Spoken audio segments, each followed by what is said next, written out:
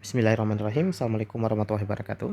Teman-teman, IMCOS kembali membahas soal KSM IPA MTS 2021. Kali ini kita bahas yang tingkat provinsi. Buat kalian yang belum bergabung ke grup Telegram, silahkan bergabung. Nanti soal-soalnya bisa di-download di grup Telegram ya. Oke, kita mulai dari soal nomor 21. Fisika dimulai dari soal nomor 21 tentunya.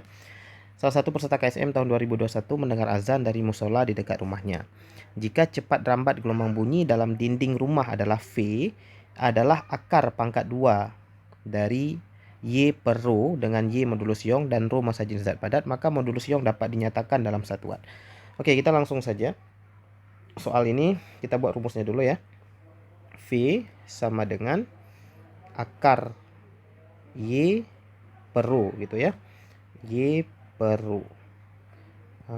bentar, kita ganti warna dulu ya teman-teman ya. Kita ganti warna biru saja lah. Oke. V tentu satuannya meter per second ya teman-teman ya. Meter per second. Kemudian kita buat akar. Di sini kita mau cari Y, satuan dari Y, jadi Y-nya kita biarin. Ingat Rho itu adalah massa per volume.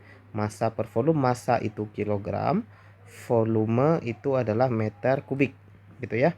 Jadi di sini nanti di bawahnya jadi kilogram per meter kubik gitu ya. Nah, karena kita mau cari Y, maka akarnya kita hilangkan. Kalau kita hilangkan akar sebelah kanan, sebelah kiri menjadi pangkat 2. Jadi meter pangkat 2 per second pangkat 2. Maka sisa sebelah kanan Y per kilogram per meter pangkat 3. Nah, kilogram per meter pangkat 3 kita bawa ke sebelah kiri juga ya teman-teman. Jadi sebelah kiri jadi meter kuadrat per second kuadrat.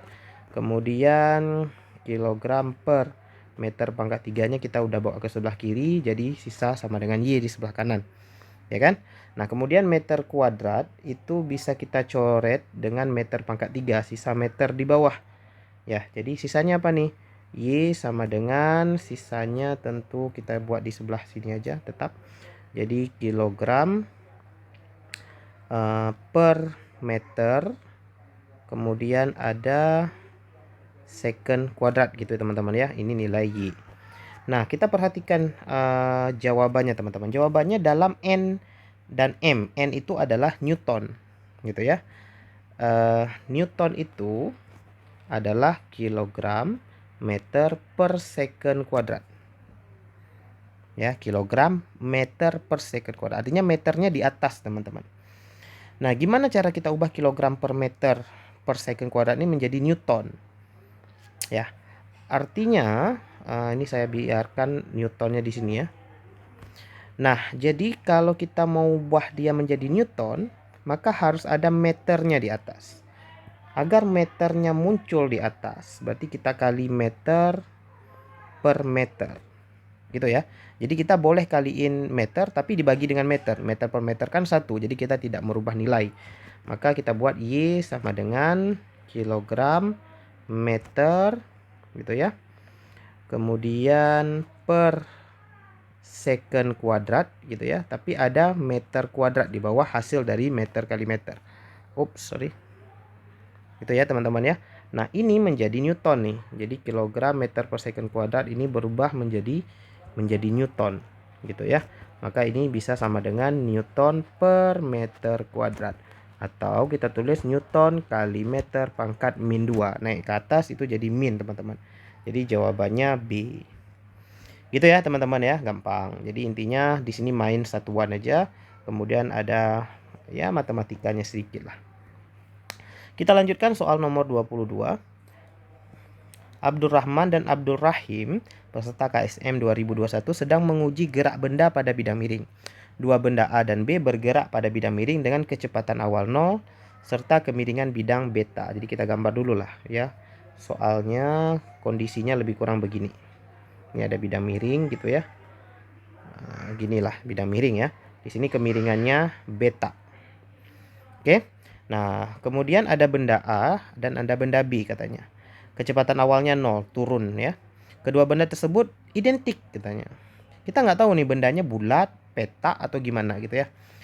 Jika terdapat gaya gesek antara benda dan bidang. Nah, jadi di sini kasar ya. Bidangnya kasar sehingga ada gaya gesek. Benda A bergerak meluncur, sedangkan benda B bergerak menggelinding. Nah, jadi ada yang meluncur, ada yang menggelinding. Ya, benda A-nya meluncur, benda B menggelinding. Nah, kemungkinan besar benda A ini dia kotak seperti ini. Ya, benda A-nya kotak. Ya, kemudian benda B-nya bulat kemungkinan ya. Karena dia bisa menggelinding. Maka pernyataan berikut yang benar. Benda A mungkin dapat berputar. Nah, pernyataan yang benar ya. Benda A bergerak meluncur. Benda A mungkin dapat berputar, kita simpan dulu. Benda B tidak mengalami gesekan. Nah, ingat teman-teman. Ada gesekan tadi. Ya. Benda B ini salah. Jadi menggelinding ini butuh gesekan teman-teman ya. Butuh gesekan. Jadi benda B itu menggelinding nggak mungkin kalau nggak ada gesekan. Jadi yang B ini salah. Yang C, benda A sampai dasar bidang lebih lambat daripada benda B, ini juga salah. Karena ya harusnya benda A sampai di dasar itu lebih cepat ya. Gitu ya. Karena dia meluncur tuh lebih cepat daripada dia menggelinding gitu ya. Karena menggelinding itu ada pengaruh ke putaran lagi. Jadi ada energi yang berubah menjadi energi putaran. Nah, yang D, percepatan benda B dipengaruhi konstanta momen inersia. Nah, ini betul teman-teman ya. Jadi benda yang menggelinding itu dia berputar. Berputar ini ada kaitannya ke nanti momen inersia. Ya, inersia. Momen inersia ini lambangnya I teman-teman. Bagi yang belum belajar, coba belajar dulu ya. Jadi momen inersia. Jadi percepatan benda itu nanti dipengaruhi oleh momen inersia. Jadi carinya dari torsi sama dengan I kali alfa. Ya. Jadi percepatannya dipengaruhi oleh konstanta momen inersia tentunya. Oke. Nah, nomor 23. Ini agak kosong banyak ini. Ini nggak ada apa-apa nih kayaknya ya. Pada saat proses pembangunan menara masjid yang tingginya 20 meter, tanpa diduga salah satu perkakas tukang terjatuh. Nah, terjatuh ya, bukan dijatuhkan. Terjatuh ini biasanya nggak sengaja jatuh. Berarti dia gerak jatuh bebas ya teman-teman ya. Jadi jatuh bebas. Maka kecepatan. Nah, jadi kalau ada suatu benda jatuh bebas dari ketinggian H gitu ya, maka biasanya yang ditanyakan itu dua hal biasanya. Yang sering kali ditanyakan dua hal. Yang pertama, sampai ke bawah ini kecepatannya berapa? Ini rumus cepatnya adalah akar 2 kali G kali H. Yang kedua ditanyakan adalah waktu untuk sampai ke tanah. Ini rumus cepatnya adalah akar 2 kali H per G. Ya, jadi akar 2H per G ini adalah waktu untuk sampai ke tanah. Sementara akar 2GH ini adalah kecepatan benda ketika sampai di tanah. Ya udah, ini langsung aja pakai rumus cepat. Akar 2GH berarti akar 2 kali 10 kali H-nya 20. Berarti di sini akar 400 sama dengan 20 ya. Jawabannya yang B, teman-teman. Oke, gampang ya. Oke, nomor 24. Bis bermasa 2 ton yang sedang membawa 40 orang peserta KSM meluncur ke bawah dengan kecepatan tetap di jalan raya yang beraspal dan relatif kasar. Sudut kemiringan jalan raya 30. Nah, ini kita gambar agak di atas ya teman-teman ya. Nomor 24. Jadi ini kasus bidang miring juga teman-teman. Jadi ada suatu bis, dia meluncur ke bawah, sudutnya di sini 30 derajat. Masa masing-masing peserta rata-rata 50 kilo. Tadi ada 40 orang ya, 40 orang 50 kilo. Berarti kita kaliin aja. Jika bis berikut muatannya dianggap benda titik, artinya benda kecil aja, kita nggak perlu menganggap dia benda besar. Maka nilai koefisien gesek antara roda bis. Nah, ini cepatnya gini teman-teman ya. Bis ini dia punya berat ini W-nya kita buat W total. Ya, W totalnya kita cari di bawah aja teman-teman ya. Berat total itu adalah massa total dikali G ya. Massa totalnya adalah massa bis. Massa bis 2 ton. 2 ton itu tentu 2000 kilo ya teman-teman ya. Jadi 2000. Kemudian ditambahkan 40 orang dikali 50 kilo. Dikali gravitasinya 10. Gitu ya. Jadi 2000 ya. 2000 ditambahkan 4 kali 5 itu 2000 juga ya. 4 kali 5 itu 20. Jadi ada 20, 2000 kali 10 ya. Berarti totalnya 40.000 ya. 40.000 Newton. Itu berat totalnya 40.000 Newton. Jadi pada bidang miring seperti ini selalu diuraikan teman-teman. Jadi W total yang kemari nanti W total kali sin 30, yang ke dalam sini W total kali cos 30. Nah, buat teman-teman yang belum belajar kenapa jadi sin, kenapa jadi cos, nah sebaiknya belajar dulu sama guru atau pelatihnya ya. Kemudian yang ke atas ini ada gaya normal. Gaya normal ini nanti sama dengan nilai W cos ya. Jadi gaya normal sama dengan W total kali cos 30. Nilainya berapa kalau kita mau cari langsung juga boleh. 40.000 kali cos 30 itu adalah setengah akar 3 gitu ya. Berarti dapatnya di sini 20.000 akar 3 Newton ya. Nah, ini adalah gaya normalnya. Kemudian yang ditanyakan koefisien gesek. Nah, jadi karena koefisien gesek tentu akan ada G gesek di sini. G geseknya tentu ke atas arahnya. Kita buat warna biru ya, teman-teman ya. Jadi G geseknya ke atas. Nah, dia meluncur dengan kecepatan tetap. Kalau kecepatan tetap ini berarti pakai sigma F sama dengan 0. Kalau dia ada percepatan baru sama dengan M kali A. Jadi sigma dia meluncurnya ke bawah ya. Berarti di sini W total kali sin 30 sama dengan gaya gesek, teman-teman. W total sin 30 itu artinya 40.000, sin 30 itu setengah. Gaya gesek itu ada rumusnya, yaitu mu dikali n ya, mu dikali n. Kita mau cari mu-nya ya. Jadi saya buat di sini aja ya. Gaya gesek itu rumusnya mu dikali n, berarti n-nya langsung kita masukkan tadi 20.000 akar 3. Ini kita tinggal coret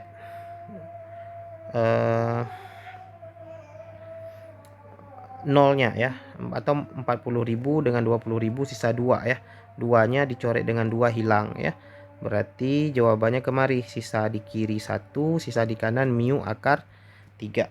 Nah, akar 3-nya kita bawa sebelah kiri, jadi 1 per akar 3 sama dengan mu.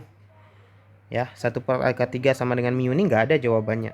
Jadi caranya gimana? Di matematika ada namanya merasionalkan penyebut. Berbentuk akar berarti dikali akar 3 dibagi akar 3. Maka jawabannya adalah akar 3 kali 1 akar 3. Akar 3 kali akar 3, 3. Atau jawabannya 1/3 akar 3 ya. Jawabannya berarti yang C, teman-teman. Oke, gitu ya.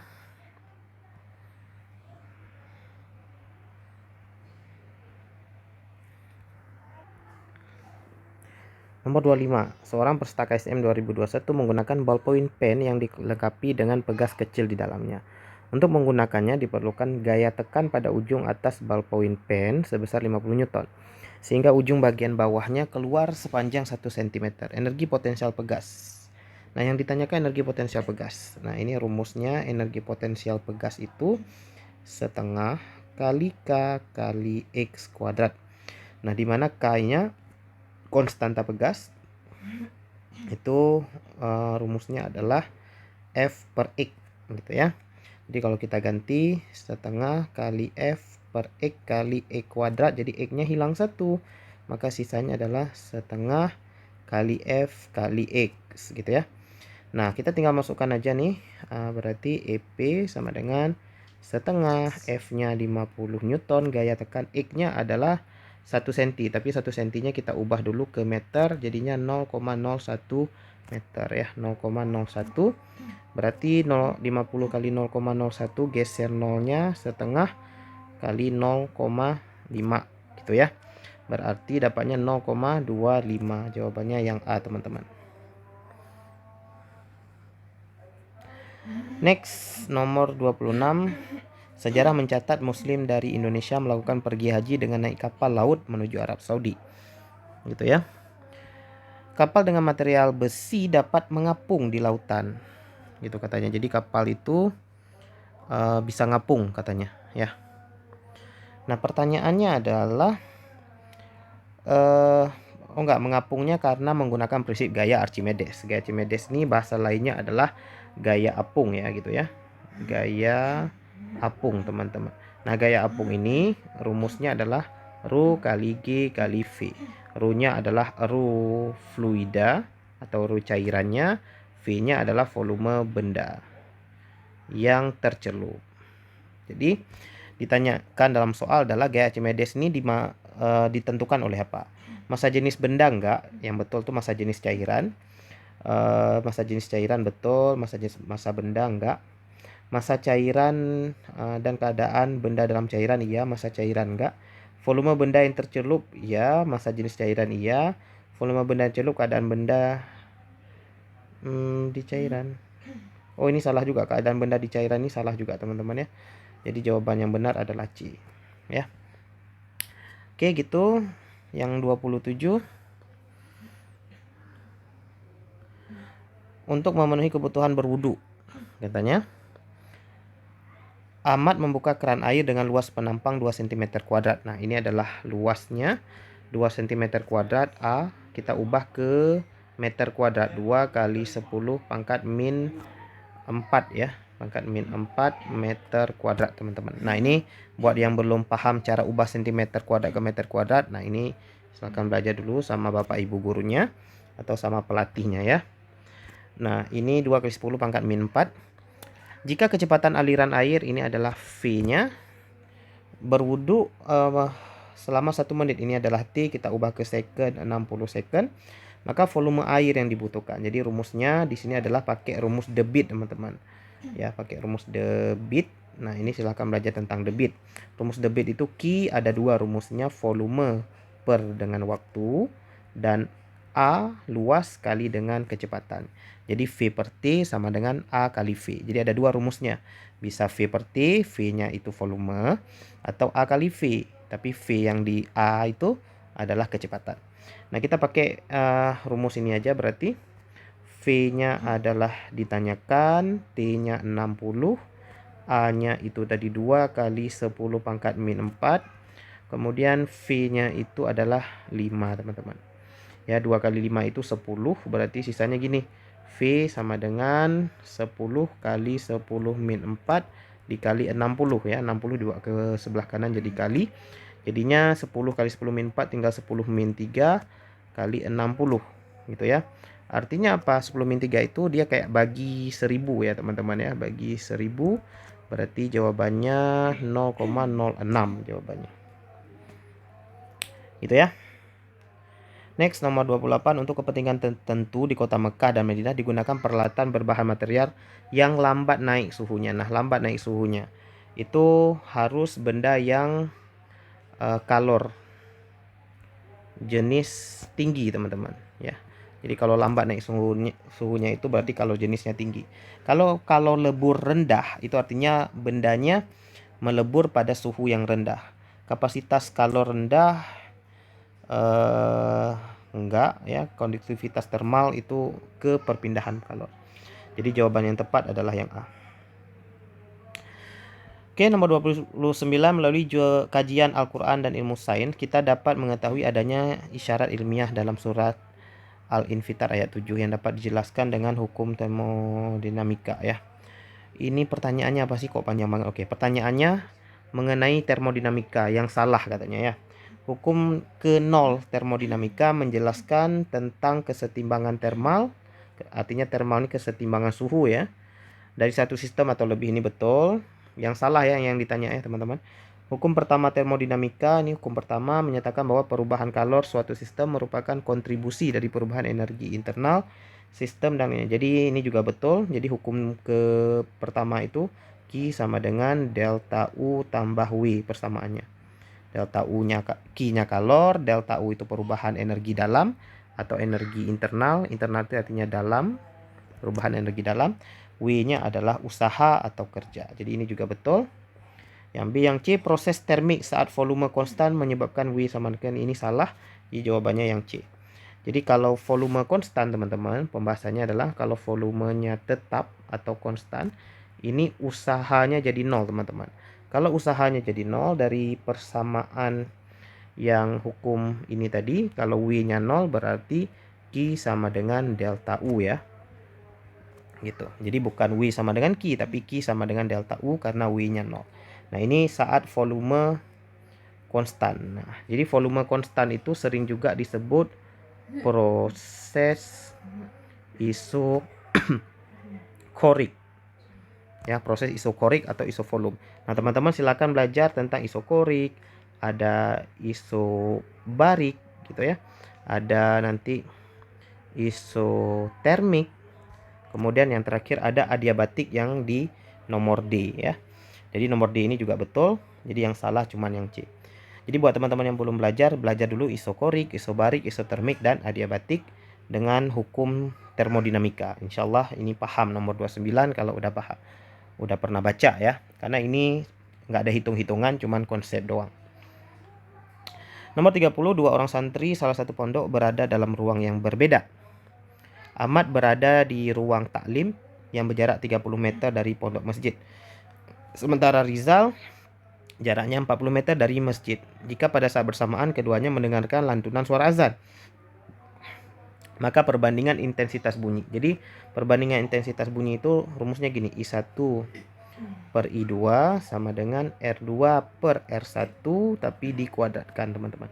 Jadi perbandingan intensitas itu disesuaikan dengan perbandingan jarak ya. Nah, ini kita sesuaikan aja. Anggaplah si 1 itu adalah si Ahmad. Jadi I si Ahmad dibandingkan I si Rizal sama dengan, nah terbalik berarti. R2 itu berarti R si Rizal ya, R si Rizal dibandingkan R si Ahmad, tapi kuadrat di luarnya. Berarti R si Rizal tadi berapa sih? 40 ya. R si Ahmad 30 dikuadratkan. 40 dengan 30 ini kita coretin aja nolnya, berarti 4/3 kuadrat. Berarti 16/9 ya. 16/9 ya udah jawabannya yang D berarti. Oke, ini perbandingan intensitas. Jadi kalau perbandingan intensitas ini rumusnya pasti begini, apakah intensitasnya itu bunyi atau nanti soalnya tentang gelombang misalnya gempa ya. Jadi bunyi itu gelombang itu bisa gelombang bunyi, bisa gelombang yang lain seperti gempa, bisa juga gelombang cahaya ya. Cahaya juga boleh pakai rumus ini. Cahaya ya. Jadi misalnya teman-teman ada satu lampu nih di taman. Ada yang berjarak 3 meter dari lampu, ada yang berjarak 10 meter dari lampu. Nah, perbandingan intensitas cahayanya, nah ini juga bisa pakai rumus ini. 31, seekor merpati mengeluarkan gelombang berfrekuensi 60 kHz ya. KHz itu artinya kHz. Jadi kita diketahui frekuensinya 60 kilo. Kilo itu artinya 1000, 60.000 Hz berarti. Ketika terbang dengan laju, berarti V merpatinya adalah 20 meter per second. Mendekati dinding Ka'bah dari jarak 170 meter. Jika laju bunyi di udara 340 meter per second, maka gelombang pantulan sampai ke merpati pada jarak titik-titik meter dari dinding Ka'bah. Nah, ini mungkin agak ribet sedikit ya. Nah, kita gambarin lah. Ini misalnya Ka'bah ya, lebih kurang. Ya, ini Ka'bahnya ya, lebih kurang ya teman-teman ya. Kemudian ada merpati ya. Merpati saya gambarin gini aja ya. Jadi jaraknya di sini adalah 170 meter. Dia lagi terbang nih. 20 meter tiap second ya. Nah, sementara bunyi ya, bunyi itu gelombang pantulan sampai ke merpati. Oh ya, merpatinya mengeluarkan gelombang bunyi. Gelombang bunyinya jalan ke Ka'bah. Kemudian mantul nanti ya. Nah, kecepatan gelombang bunyi jalan ini 340 meter per second. Nah, kita bayangin aja teman-teman. Kecepatan gelombang itu 340 ya. Jadi 340 meter per second. Sementara jaraknya 170. Berarti waktu yang diperlukan kan S per V gitu ya. S per V. S-nya 170. V gelombang bunyinya itu 340. Ya kan? Berarti ini kan setengahnya kan? Setengahnya nih. Berarti setengah detik ya. Setengah detik gelombang bunyi yang dikeluarkan merpati sampai Ka'bah. Kemudian mantul lagi nih. Mantul lagi ya. Nah, sementara merpatinya cuman kecepatannya 20 meter per second. Artinya dalam setengah second ya, merpati sudah menempuh jarak berapa nih? Jadi kita buat S sama dengan V kali T. V merpati cuma 20, T-nya cuma setengah. Berarti merpati baru jalan 10 meter. Jadi merpati baru terbang 10 meter, gelombangnya udah sampai Ka'bah. Terus gelombangnya mantul balik, waktunya juga setengah second, kalaupun jaraknya masih 170. Ya, berarti kalau jaraknya udah sisa tadi 160 karena udah dikurang 10, berarti udah lebih kecil dari setengah second dong ya. Jadi gelombang pantulan sampai ke merpati pada jarak berapa? Pasti titik-titik dari dinding Ka'bah. Ini masih jauh nih, yang D jawabannya. Ini apa salah nih ya? Sokol merpati melakukan gelombang berfrekuensi 60 kHz ketika terbang dengan laju 20 mendekati dinding Ka'bah dari jarak. Jika laju gelombang bunyi di udara, maka gelombang pantulan sampai ke merpati pada jarak titik-titik meter dari dinding Ka'bah. Nah, ini harusnya jawabannya 160-an ini teman-teman ya. Jadi kalau menurut saya jawabannya ini ya paling juga 150-an meter gitu ya. Karena nggak sampai lah 160 ya gitu. Jadi menurut saya ini ada yang aneh dari soal ini ya. Jadi dipertanyakan. Tapi teman-teman silahkan bahas lah. Mungkin saya yang silap memahami soal ya. Jadi ini jadi pembahasan kita bersama. Silahkan kalau ada yang punya ide lain ya. Tapi menurut saya jawabannya terjemahan soalnya sih gini ya. Kita lanjutkan soal nomor 30 berapa ini? 32 ya. Ini tentang listrik. Sebuah musola sederhana di perkampungan memiliki sirkulasi listrik dari sumber tegangan DC. DC ini sumber searah ya, yang dihasilkan oleh solar panel. Solar panel ini panel surya. Sebagaimana gambar berikut. Nilai hambatan R1 sama dengan R2. Ada S di sini adalah saklar ya. S-nya ini saklar. Untuk mengecek apakah sirkulasi listrik berjalan baik atau tidak, maka saklar S yang awalnya terbuka ini artinya dia putus ya teman-teman ya. Kalau lampu teman-teman tekan mati lampunya, berarti itu saklarnya terbuka. Kalau saklar tertutup ini berarti on lah ya. Kalau putus ini artinya off ya. Jadi kemudian ditutup. Nah, jadi saklarnya awalnya off terus dinyalain gitu ya. Yang terjadi ketika saklar ditutup adalah, jadi ketika saklarnya terbuka teman-teman, ini arusnya langsung ngalir. Kalau terbuka tadi ya, saklarnya nggak guna, berarti langsung ngalir kemari. Jadi hambatannya secara seri.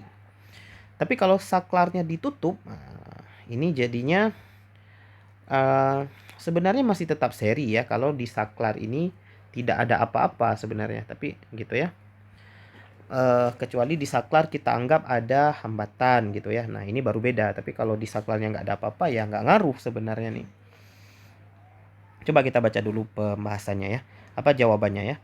Tidak ada arus yang melewati R1. Tetap ada harusnya. Tapi kita lihat dulu. Potensial pada R1 sama dengan di R2. Karena R-nya sama tadi harusnya ya. Pembacaan ampere meter meningkat. Arus yang mengalir pada R1 sama dengan di R2. Tidak ada arus yang melewati R1, bisa aja betul. Potensial R1 sama enggak, pemecahan ampere meter meningkat.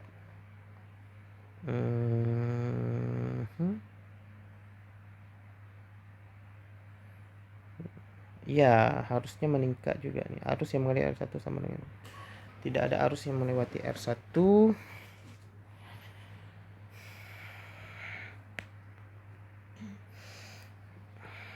Nah, jadi gini ya kalau kita bahas teman-teman ya.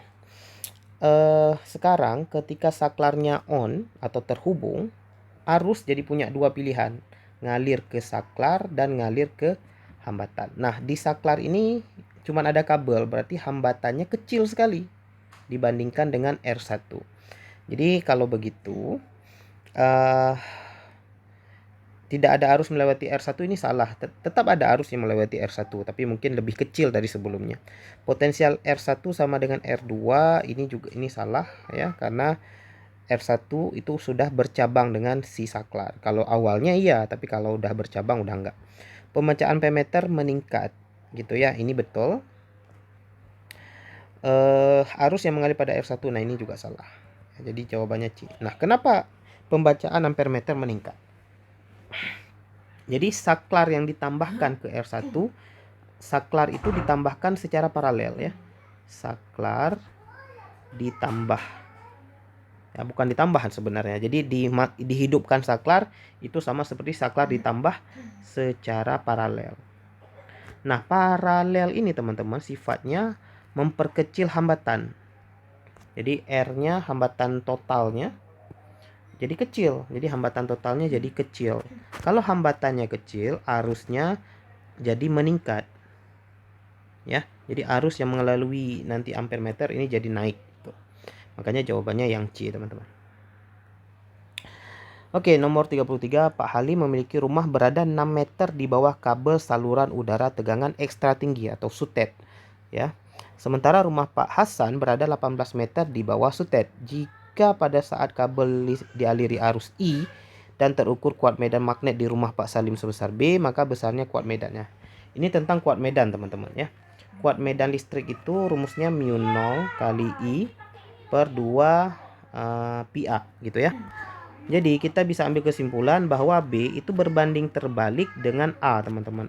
A ini adalah jarak ya kabel ke tempat yang diukur. Nah, sini tempat yang diukur adalah rumah.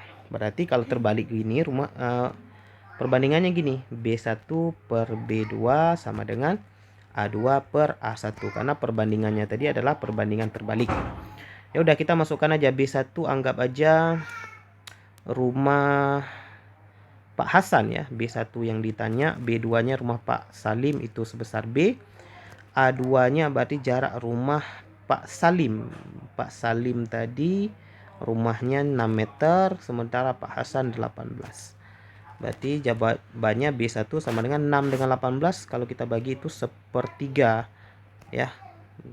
Sepertiga itu 0,33 teman-teman. Oke, gitu ya. Jadi ini teman-teman harus belajar dulu tentang kuat medan magnet, atau bahasa bukunya itu biasanya induksi magnet ya. Jadi yang belum tahu rumus ini belajar dulu tentang induksi magnet. Oke, kita bahas nomor 34, the order of colors in light arrangement. Arrange from the longest to shortest wavelength is. Jadi yang ditanyakan adalah urutan warna cahaya dari panjang gelombang terpanjang ya, tentu sampai ke terpendek gitu ya. Nah, ini teman-teman ingat aja Mejiku Hibi Niu. Merah ini panjang gelombangnya paling besar. Jadi merah ini panjang gelombangnya paling besar, makin ke kanan makin kecil. Jadi kita tinggal Mejiku Hibi Niu. Me itu red, Ji nggak ada jingga di sini, kemudian ku kuning yellow ya. Hi nggak ada, hijau itu green, oke. Blue itu biru, purple itu ungu. Jadi jawabannya yang C. Oke. Gitu, mudah saja teman-teman, Mejiku Hibi Niu. Kemudian ini satu lagi kalau terbaliknya teman-teman ya sekalian ya. Nanti kalau ungu ya, ungu itu nanti frekuensinya paling besar. Jadi kalau seandainya ditanya urutkan dari yang frekuensi paling besar, maka mulainya dari ungu dulu. Tapi kalau disuruh urutkan panjang gelombang paling besar, maka mulainya dari merah gitu ya. 36, ini soalnya tentang, kita langsung ke soal aja teman-teman. Mana ya soalnya ya. Ayat tersebut berkaitan dengan konsep bumi atau planet mengitari matahari sebagai pusat tata surya. Ini adalah Quran surah Yasin ayat ke-40 ya. Pada saat mengitari matahari, planet memiliki titik terdekat dan titik terjauh. Nah, titik terdekat dan terjauh ini namanya aphelium dan perihelium ya teman-teman. Aphelium dan perihelium. Nah, jika ditinjau dari hukum 2 Kepler. Hukum 2 Kepler itu gini teman-teman. Ada matahari, kemudian bumi atau planet itu mengelilingi matahari, tapi mengelilingi mataharinya itu bentuknya elips. Ya, elips itu artinya nanti bumi itu ada titik jauhnya. Ini titik jauhnya. Kemudian ada titik dekatnya. Gitu ya. Nah, ketika di titik dekat dengan titik jauh, ini kecepatannya beda, teman-teman. Ya, jadi kalau di titik jauh, ini nanti kecepatannya kecil. Sementara di titik dekat, kecepatannya besar, gitu ya. Jadi kita langsung lihat ke pilihan jawaban. Kelajuan planet lebih lambat ketika berada di titik terdekat, salah.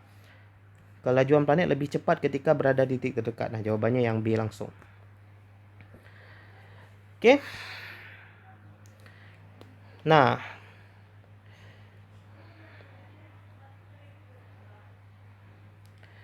oke, sampai di sini dulu ya teman-teman. Ini udah selesai yang pilihan ganda. Nah, silakan yang essay menjadi latihan teman-teman ya.